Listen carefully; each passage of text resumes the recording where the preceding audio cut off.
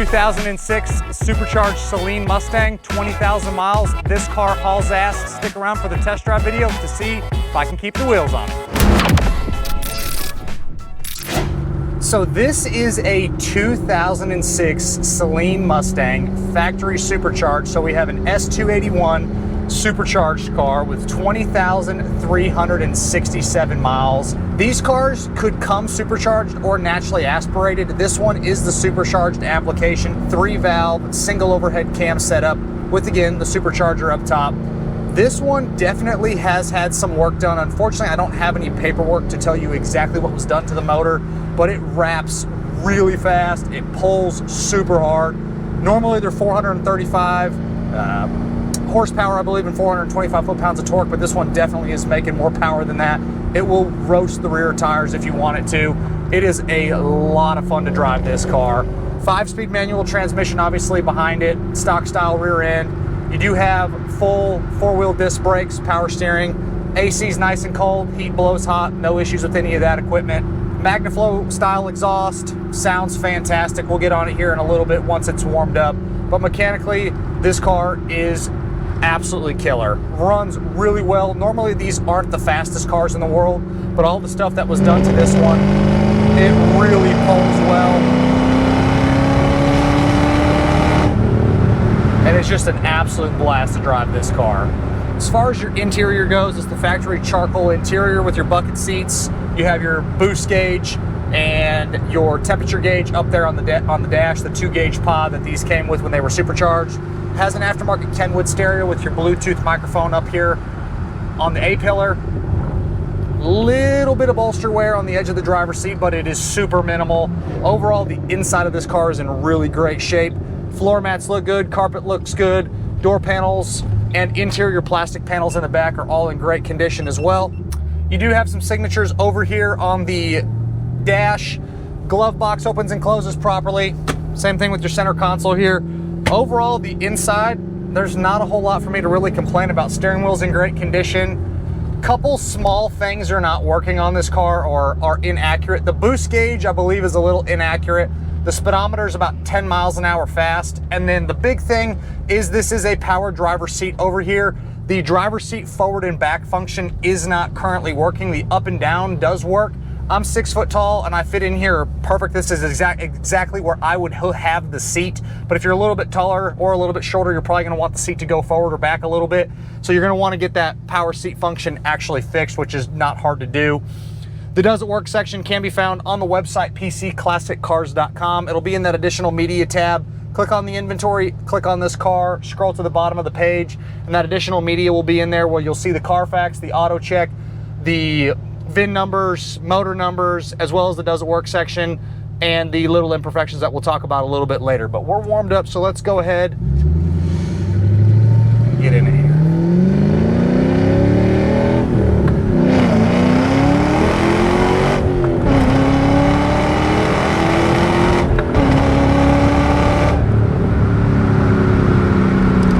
As y'all can see, this thing pulls really well. I didn't get all the way in it, but it's a fantastic setup. It will roast the rear tires if you want it to. As far as the underneath goes, floors are fantastic, frame is great, there's no problems of any kind on the bottom. It is a good rust-free, solid car underneath. On the exterior, the factory torch red paint. This one does have the black stripe, as well as the black stripe on the deck lid as well. Gives it just a little bit of a different look than all the other ones that you see. These cars look fantastic in pretty much any color, but with the body lines, the torch red is an amazing color. With the 20-inch wheels, just a good looking car. The flaws that you're gonna find are a couple little stone chips, other miscellaneous little touch-ups here and there, but overall, cosmetically, it's in great shape. The wheels look good with just a couple little nicks. The tires are in nice shape as well. The tire date code can be found in that Does It Work section up at the top. You'll see that there. Doors open and close, fantastic. Hood opens great, same thing with the deck lid. Cosmetically, again, represents like a 20,000 mile car should represent like. There's nothing for me to complain about whatsoever. We'll let these cars go a little bit in front of us here and then we'll do another little pull.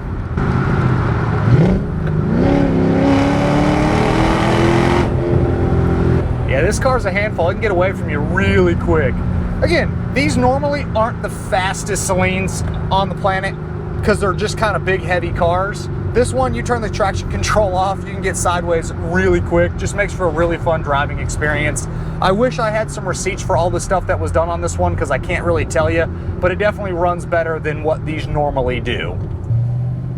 As far as your suspension and your steering components, everything checks out exactly how we want it to look. There's no front end issues. There's no weird suspension rattles, no shakes. Car really performs, goes where you want it to. It really feels like a modern muscle car. It's got plenty of power, but it still cruises really nice down this bumpy road. I will say, these cars do have a little bit of a stiffer road feel to them. You get a little feel through the steering wheel, but as you can see going down this bumpy road, it's not an uncomfortable ride. You just do feel the road a little bit more than some of your other Mustangs. They have a stiffer suspension. That's how they're designed. But still, again, retains a great ride quality to it. You can take this thing on a longer road trip if you want to. Driving position, again, we talked about that power driver seat not sliding forward and back. That's something that you'd probably want to get addressed, but not hard to do. Looking out over the hood, easy to drive this car. Windshield looks good, nice and clear with just a few little nicks in it. Side windows roll up and down properly. Back glass looks good, which is the rear defrost. You have your button for the rear defrost as well, which is down here underneath the heat and AC controls.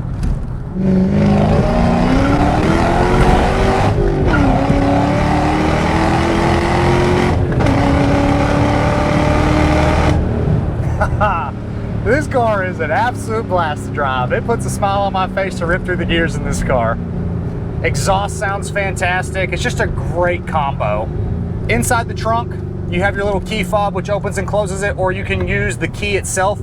Both function like they should, but back there's factory appearing, nothing's out of place. You have your factory carpet inlay that these came with. Inside the engine compartment, everything's factory in there outside of the aftermarket breather and mass air sensor. Shows great. Hood opens and closes properly. It has the hood strut, so it holds the hood up like it should. When you open it all the way up, the hood again stays all the way up so it doesn't fall down on your hood, or on your head, excuse me, which is nice.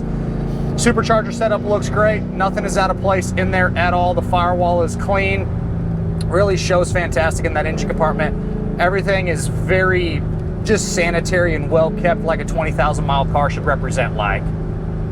Normally these shifters aren't my favorite shifters, but this one, it's really easy to find the gears. I do still suggest going with the short throw shifter, but if you have no problem with these, I mean, you don't have to change it if there is no problem. I just like a little bit of a shorter throw when I'm shifting through the gears. These cars are kind of notorious for kind of having a little bit of a sloppy shifter setup, but this one, it's not bad. Still easy to find all the gears. Downshift's nice, e-brake works properly. AC in here is really nice and cold. Let a couple of these cars go and then we'll have an opportunity to get in the throttle here pretty good.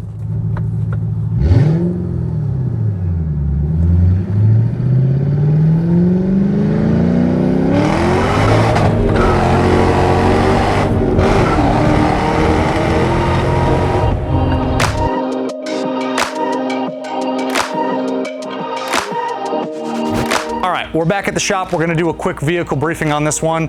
Guys, this is a really fun car to drive. So normally this body style, they're not the fastest Saleen in the world. They're pretty heavy. They make 435 horse, and I think it was 425 foot-pounds of torque. Could be backwards, I don't know, but they're right in the low 400s for both. This one definitely runs better. So it's had some mechanical work done. Do we know what was done? No, we don't have any receipts for it, but someone has definitely been in there, done some work to that motor. It wraps really hard. It makes way more boost than it would from the factory. It will get away from you in 2.3 seconds. Jake, since you don't know how to drive, just like the red 67 Mustang, if you don't balance it, you'll kind of buck around a little bit. So when you're selling this car, just let the customers know, hey, a little bit more of a high performance setup, get used to the clutch. Once you get used to it, it's easy to drive. But if you don't know how to drive like you'll be bucking around like you've never driven a standard transmission before. But mechanically, it's spot on. Air's cold. Again, hauls absolute ass. If you turn the traction control off, you'll get sideways.